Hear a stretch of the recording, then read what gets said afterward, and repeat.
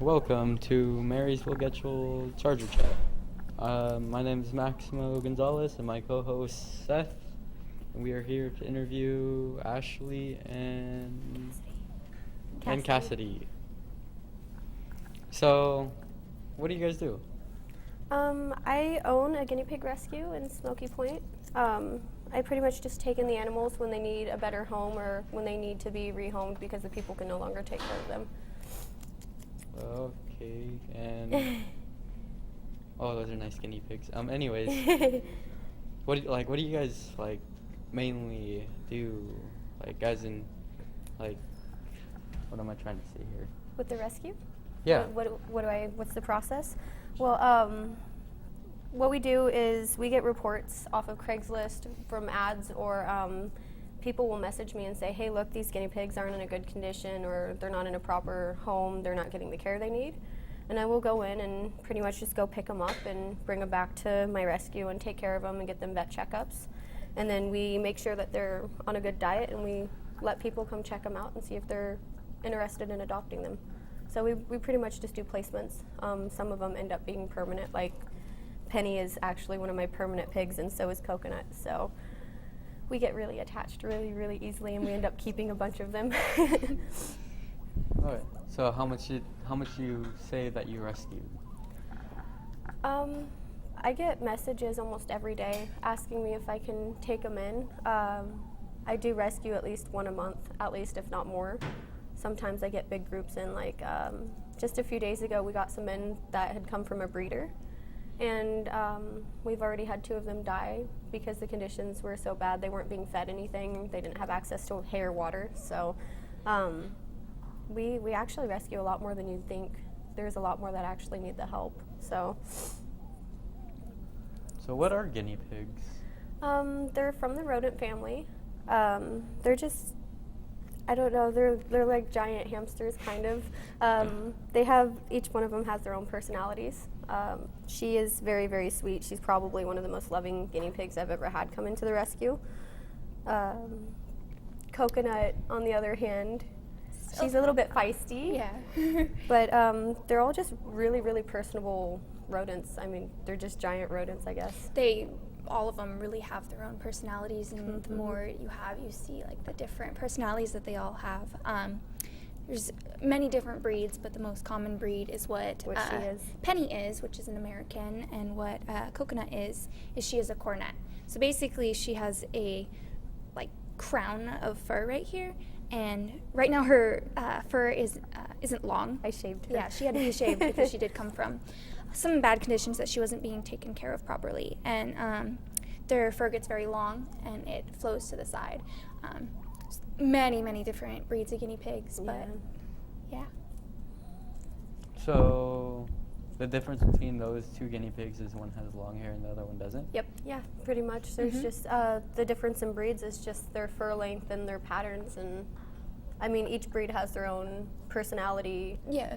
I don't know how to put it. Each breed can be told, when you go to a pet store and you're like, okay, so what breed would I want?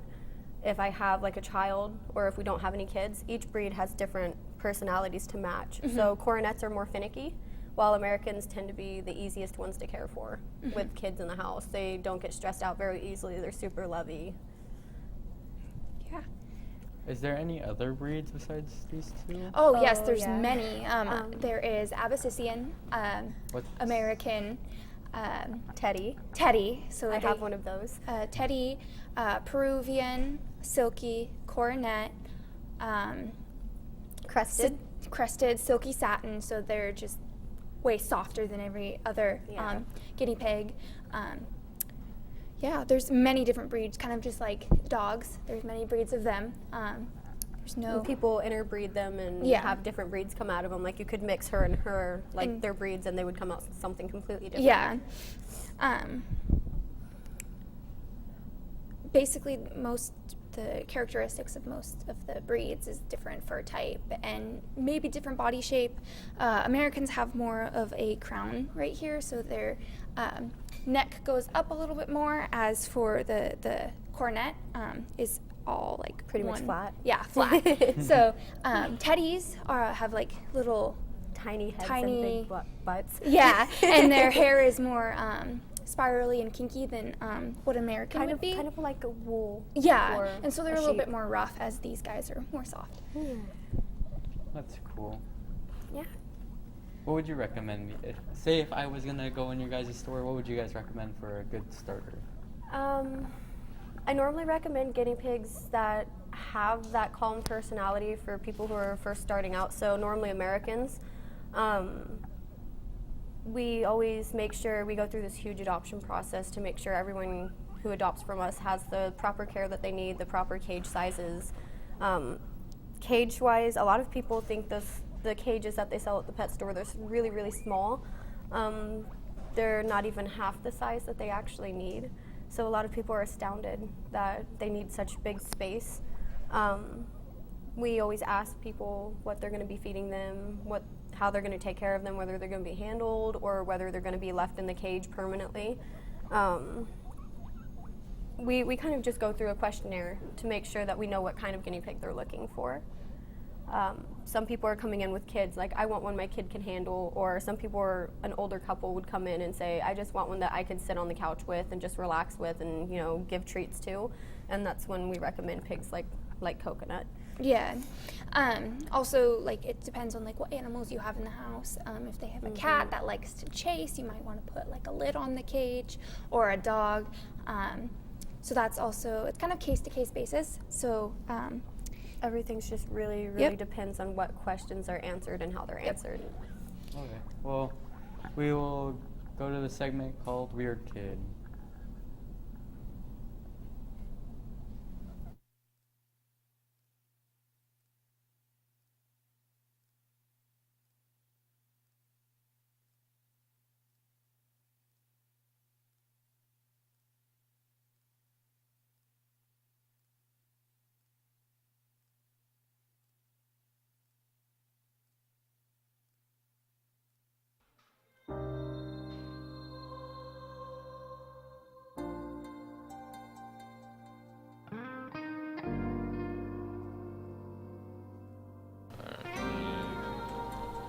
How am I gonna get home?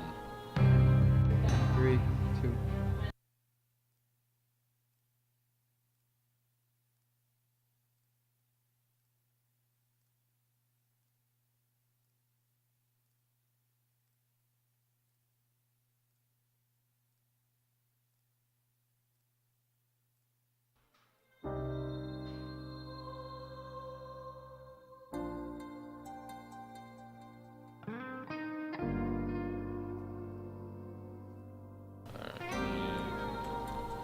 How am I gonna get home? 3, 2. I'm just really scared how to get home. My car's here. The roads are really slippery and icy, and I really don't want to crash and get hurt.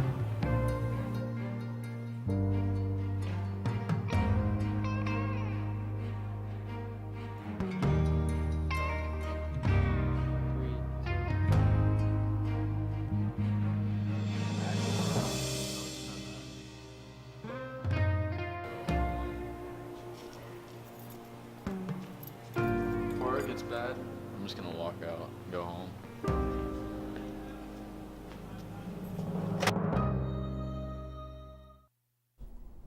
And we're back on Charger Chat. Me and Seth. Do you got any input on? Yeah. So what made you guys want to rescue like guinea pigs and stuff like that? Well, I got my first guinea pig from a pet store, and when I got her, I was completely unaware of the care they needed. They didn't really explain anything. They sent me home with a really small cage for her. So when we got home, we realized she's not moving around much. She didn't have a lot of space. So I did some research, and we found out, you know, they need a lot more care, a lot more space, a lot more help than what the pet store was actually telling us. And that made me think about it. Like, the pet store doesn't really tell you the proper information. They're just kind of in it for the money when it comes to the rodents. So my friend messages me and she said, there's this guinea pig who's in really bad condition. Can you help her? I know you just got one. Maybe she could live with yours. And I got her, and she was just in really, really bad condition. So we ended up just saying, you know, if any more come in that need help, I'm going to get the word out there that I'm starting a rescue and that I want to help them. because apparently people don't understand that they're an actual exotic animal, and they have a lot of care and they're a lot of work. So, like, what do you mean by, like, they're in bad shape? Well, the cage that I was sent home with my pig from the pet store, that's what she was living in, and it was pretty much caked in feces and urine, and she had no access to hay, and it looked like she had been fed salad mix, which is actually really bad because the iceberg lettuce will make them sick. When I saw that, I just wanted to help her. I didn't even think it through. I was just like, yeah, go ahead and bring her over, go pick her up, and I'll take her in. And So- that's when I started. So, like, how did you start, like, this business, like, with helping the guinea pigs and stuff like that? First thing I did was make sure I had resources. I needed to budget and make sure I could get the veggies that were required, the hay that's required. They have hay, veggies, pellets, big cages, and access to water. So I went through the list and researched a bunch and made sure I had everything I needed. And then I met my friend Lauren, and she kind of helped me through everything. She had been rescuing already, and she kind of walked me through everything, and we just kind of started a Facebook page and got the word out there that we're here to help them, and if you see any, just let us know and we'll go take them, you know. So, was it, like, so it was pretty hard to get all this together, right? Starting. It took a little over a month for me to get everything together. The first one I took in, we named her Betty, and we weren't really prepared for her, but she helped us prepare. She helped us realize, you know, we're going to need a lot more than what we just have right now.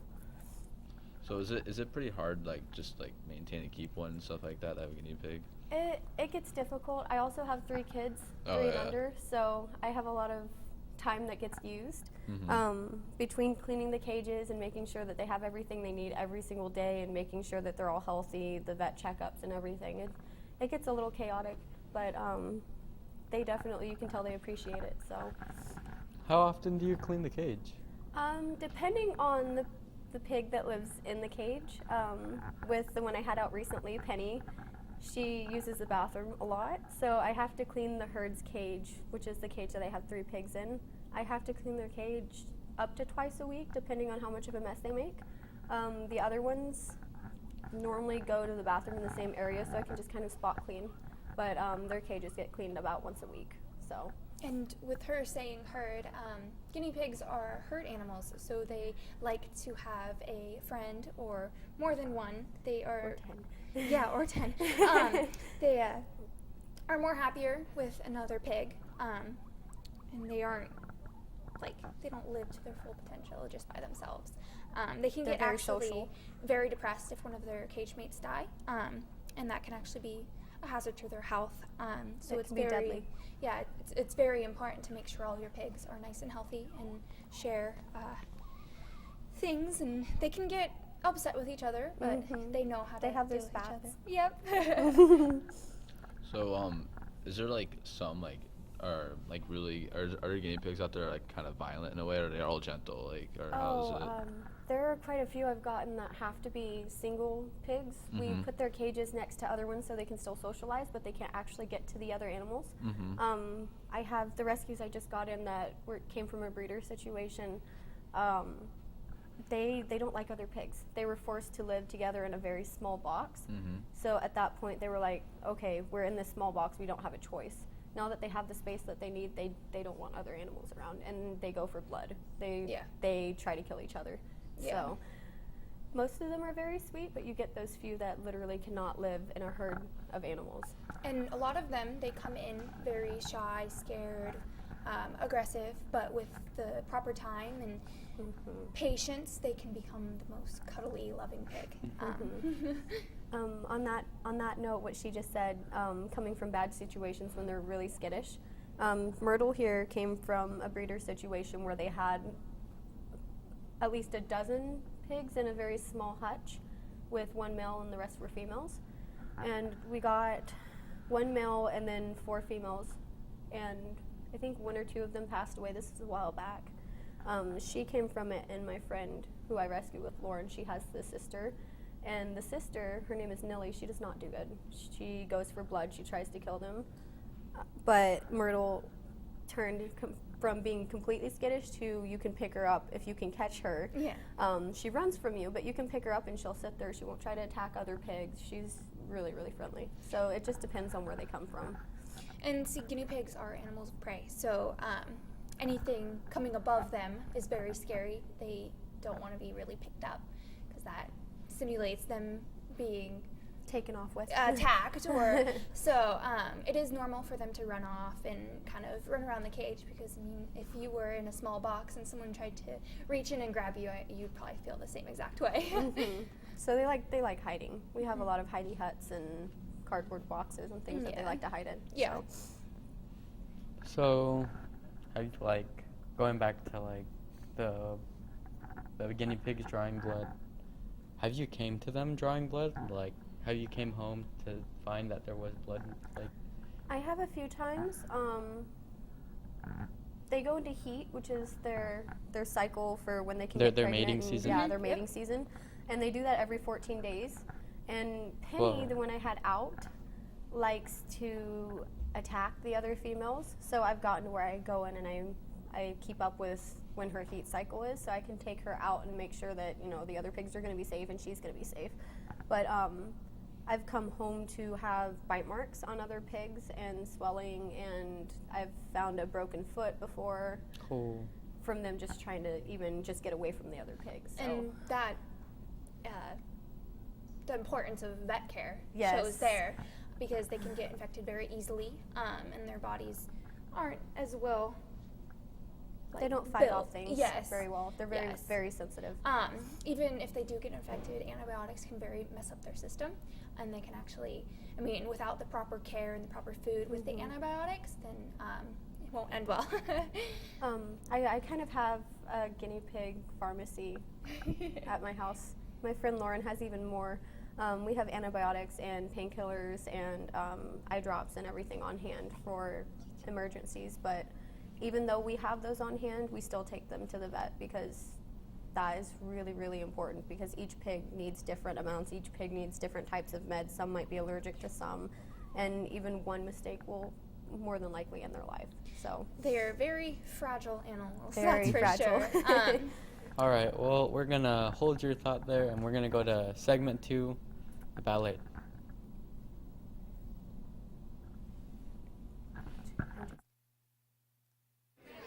I don't want to go to med school, Dad. I want to be a ballerina.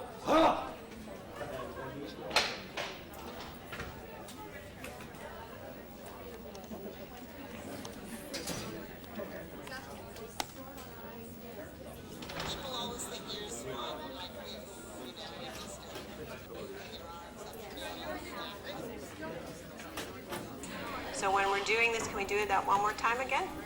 One leg chases the second leg away, and is used as a connect.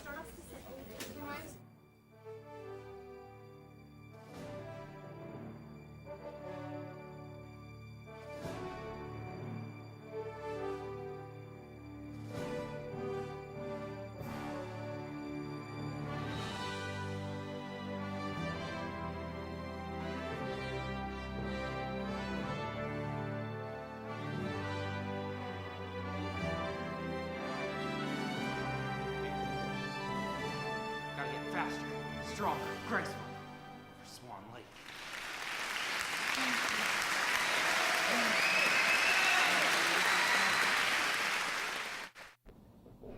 And we're back to Charger Chat. And we are about to let the guinea pigs run around, right? yeah, she's going to grab a liner, which we use so that they don't pee all over the place or poop everywhere, so it's just a little bit easier to clean up. Oh, so like, do they poop and pee like Oh, yes. often? You can litter train them, but only for peeing. They will not litter train for pooping because it's uncontrollable for them. I have had a few guinea pigs that have been litter trained, but it's very, very difficult and very time consuming to get them to. You have to be watching them. You have to give them treats when they go in the right area. But it's rewarding to not have to worry about them peeing everywhere. So this is Penny, and she's one of my sweetest guinea pigs. Let me see if she wants to run around a little bit. There you go, sweetheart. And she's like, I don't know about this. They are very, very easily startled. So if anyone were to walk up right now, she'd probably panic. Freak out. Guinea. She's a nice color, like. She's almost a harlequin pattern, but she isn't a full harlequin pattern, so she does like floor time when we're at home. She likes to run around on her couch and run around on our floor, and my kids absolutely love her, so we don't have any problems with that. But they do enjoy a lot of floor time, so when you definitely want to take them out of the cage, you can't just leave them in there and not give them the proper attention. And treat them like some animal or something. Yeah. They're family. They feel like they're basically. humans. That's Yeah. what I always say. They Yeah. think of themselves as humans, and they want the same care as humans. So Also, with guinea pigs, they eat and eat and eat. They can eat until they basically explode. So floor time is very important for exercise and making sure they don't get overweight, because then a lot of health problems can come up. It can hurt their spine, and so. Speaking of them constantly eating, I'm going to pick her up. She's getting nervous. All right. If you don't keep food with the guinea pig, their gut systems will shut down, and it will kill them. It's called stasis. Stasis. GI And, stasis. It's very painful for them. The way you notice is if they're not moving around, if they seem really lethargic, or you don't notice them pooping or peeing or drinking or eating. That's a really big emergency with them. You'd have to rush them like almost instantly to They can the die vet. within minutes or hours. Their systems are just so sensitive. Yeah, they have to have hay. Hay is very important for their Constant teeth hay. because their teeth constantly grow, and so if they grow too long, then the teeth can grow into their gums, and then it can be very painful for them to eat. So it's very important to make sure they have lots of food. They get pellets every day. And pellets, yes.